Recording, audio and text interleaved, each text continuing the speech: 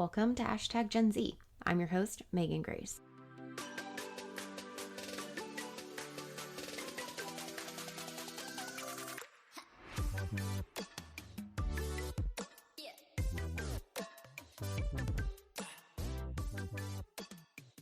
#GenZ is a podcast about, as you guessed it, Generation Z, the generation of young people born between 1995 and 2010. It's about who they are, what they believe in, why they do what they do, and what makes them different than any other generation. In the last episode, we kicked off a two-part series focusing on post-graduation plans of Generation Z. We heard from Jack Brennan, a young man who made the decision to go straight into pursuing his career after high school. In this episode, we hear from a young woman who shares her story and experience of deciding to attend college after high school.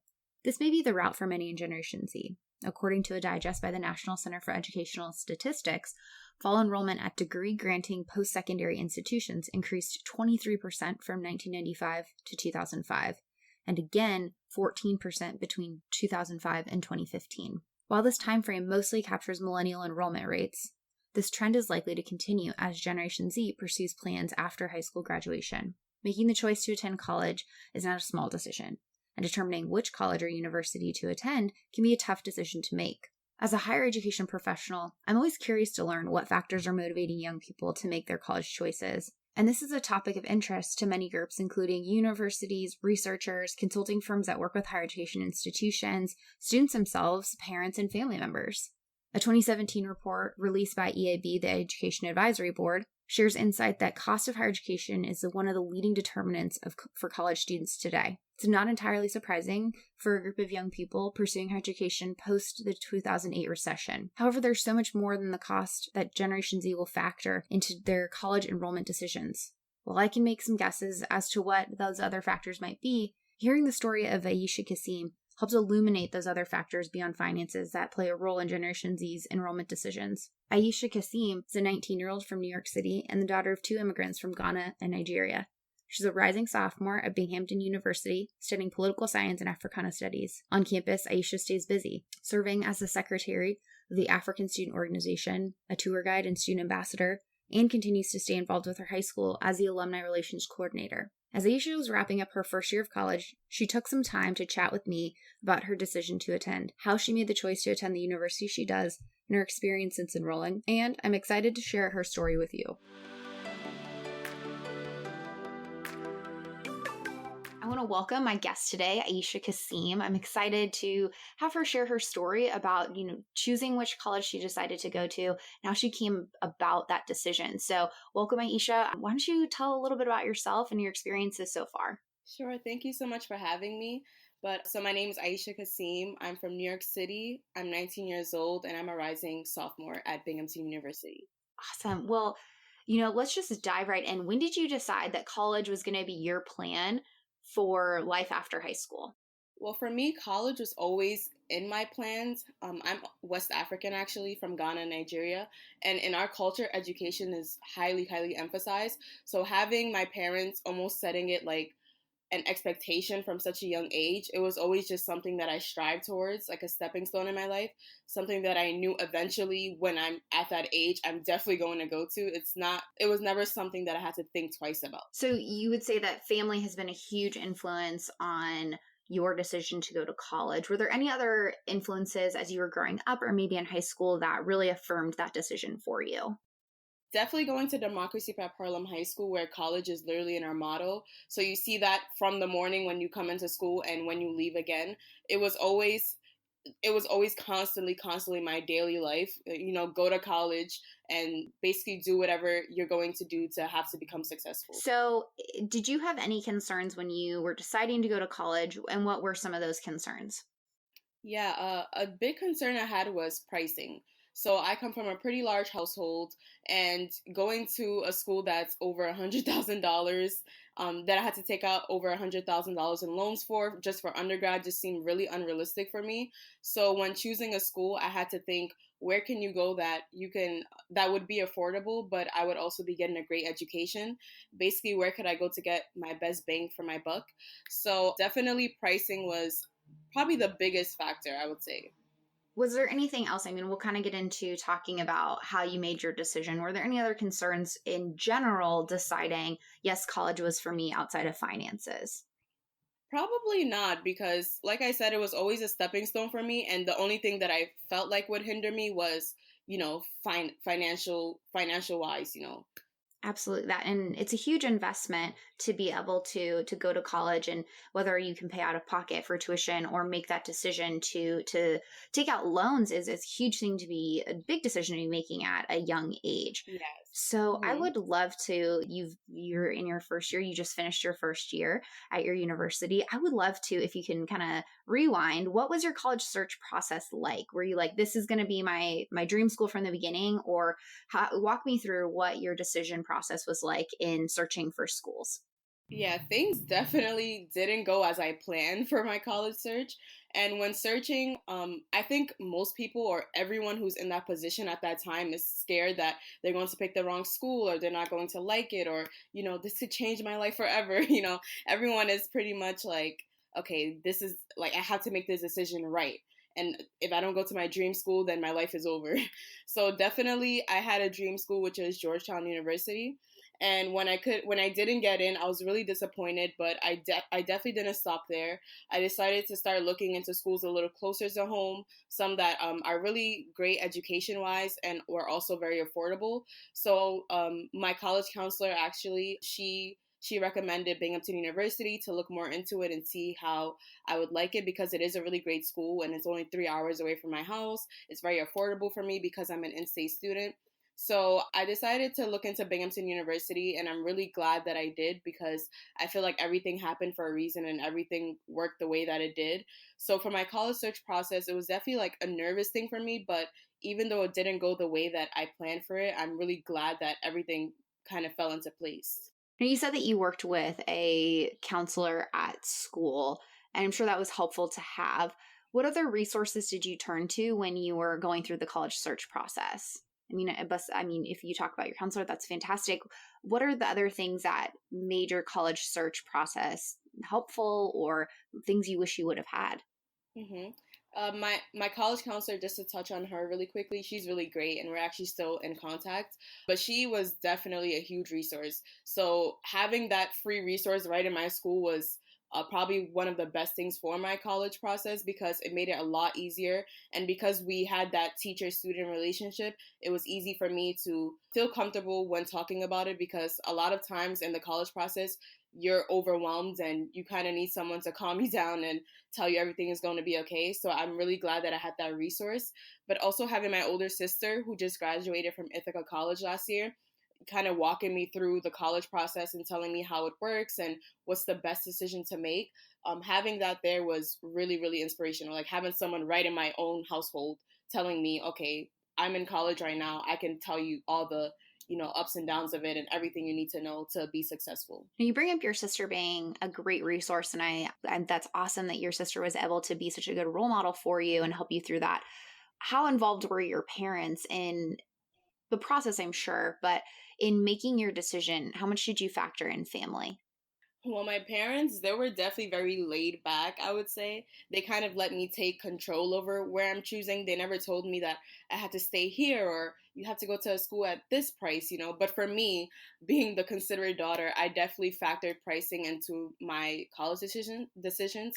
But my parents were, I would say, were definitely supportive. They were okay with wherever I went as long as I would be happy and getting a good education. I'm glad that your parents were supportive and help. It seems like they were really a good balance of wanting to support you, but also helping you make a good decision, but making an adult decision and giving you a little bit of autonomy through that search Yes. process.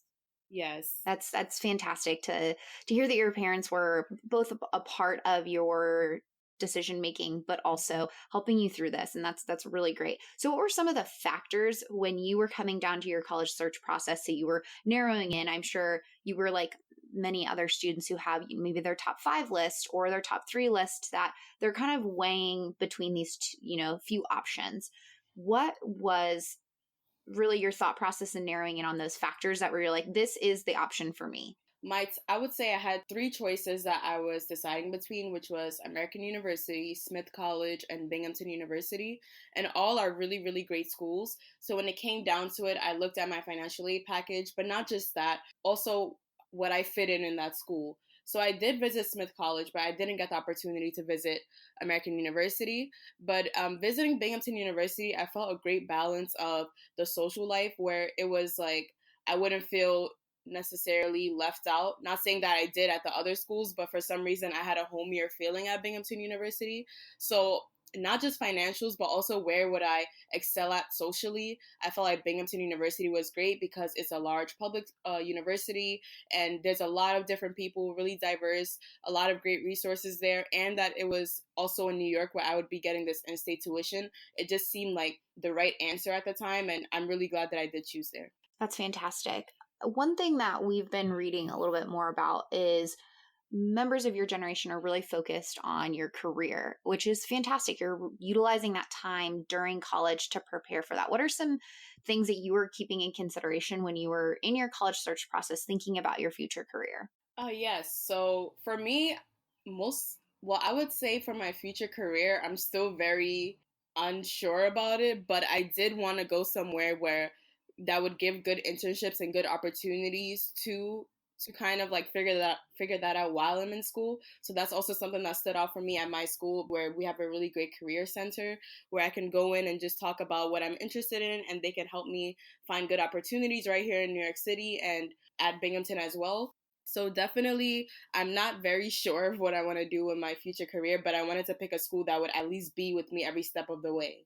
That's great that Binghamton's really been there to help you hone in on that. And you mentioned internships. Are you doing anything right now, or what have you done in the last year to kind of utilize your time in college to propel yourself towards, narrowing in on what your future career might look like? This is a really small thing, but I'm currently secretary of the African Student Organization, and I ran for secretary specifically because I wanted a leadership position in my school, but I also wanted to be in a group where I have people who are kind of similar to me, have similar backgrounds, so that I could also feel comfortable. So I feel like that was my first stepping stone, but I'm definitely looking into internships right here in New York City that work with urban development in terms of going into low income communities and figuring out what exactly is preventing them from excelling, and then hopefully pushing them towards that goal. So there's an internship that I'm definitely looking into.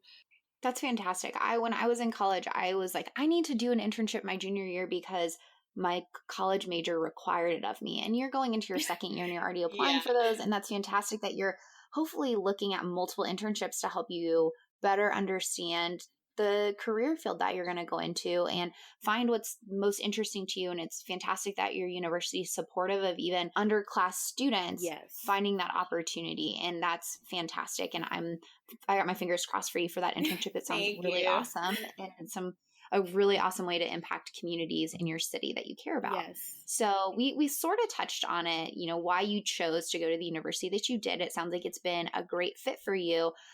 In what ways has your college experience met or exceeded your expectations? So I'm sure you went into, orientation in that first year, having some expectations about college. Tell me how the last year has been for you. I would say, well, in terms of academically or for support wise, I felt like college would like let me down, because in high school they always tell you that, professors won't care, or, it's up to you to do everything. And I felt like I would be going in alone. But after going in and after spending a whole year there, I realized that that college, you can find great support systems, and that's through friends, through clubs, through even professors or TAs. I definitely didn't expect to be so supported just in my first year, and to feel like there's actually people on campus who care about my success. That's fantastic. I'm so glad to hear that. And I know that going from a high school where you feel very acclimated to this community into college can seem really scary, but I'm so glad that you found that social support, Yes. not only with your peers, but you're finding it in the classroom as well. It's been fantastic to hear more about your college choice story. And it sounds like it's been a really good fit for you and Yeah, it you're has. enjoying it. So what are you looking forward to in your next year of college? Definitely being more social. I would say I was pretty social my first year. I met a lot of great people. I joined a few clubs. Like I said, I ran for secretary of African Student Organization and I won. So definitely just applying all of these new things that I learned my first year and making sure that my second year runs a lot smoother. Because when you first come in, you're kind of adjusting and you're getting used to things, and you're in a completely different world, and it can be a little nerve-wracking. So you might be a little limited from what you can do, or your fullest potential. But I would say that for my second year, after a full year, I have an idea of what I want to do and what I don't want to do. So I'm definitely excited to implement everything that I learned and make this year really great. I'm looking forward to hearing more updates about your second year coming soon.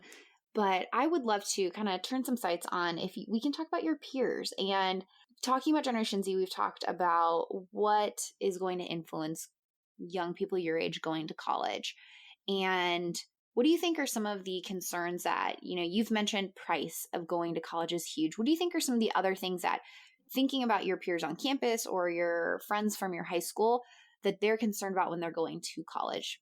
I would say motivation, definitely. From all my peers, I hear that they say, because in high school, you kind of always have someone there pushing you, whether it's your parents or your teachers, someone always there to tell you, you have to do this, or you have to wake up to go to school, or you have to get your work done and get good grades. At college, you have a lot more freedom to make your own decisions, which I would say was really affected a lot of my peers, because I did see some peers who were so used to having someone push them, maybe not excel the way that they wanted to in their first year. So realizing that, okay, now I'm an adult, I have to do things on my own, and I can't depend on having another voice in the back of my head always telling me what to do. Like, now it's up to me. So besides financial wise, I would definitely say that a lot of my peers struggled with motivation the first year.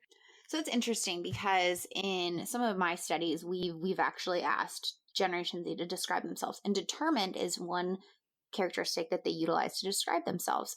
I think it's interesting you bring up motivation and this idea of self-starting motivation. Do you think it's just maybe an element of being, first year students or early in the college career and experiencing all that freedom and autonomy and learning how to harness it within yourself? Because I've worked with some college students that are, a little older than you, but still within the same generation, that are very determined people. And do you think it might just be one of those situations where, they're going to come back second year and they're just going to hit stride with being determined, but now that they know how to kind of self-start that motivation? I'm someone who's very optimistic, so I think you learn from your mistakes, and just like I said, everything that I didn't do my first year, I'm going to apply to my second year. So, in the same case, the people who maybe weren't motivated this year and didn't realize that they were on their own are probably going to come 10 times harder next year, because I do agree that our generation is very determined, and when they want something, they go out and get it, which is why I'm really proud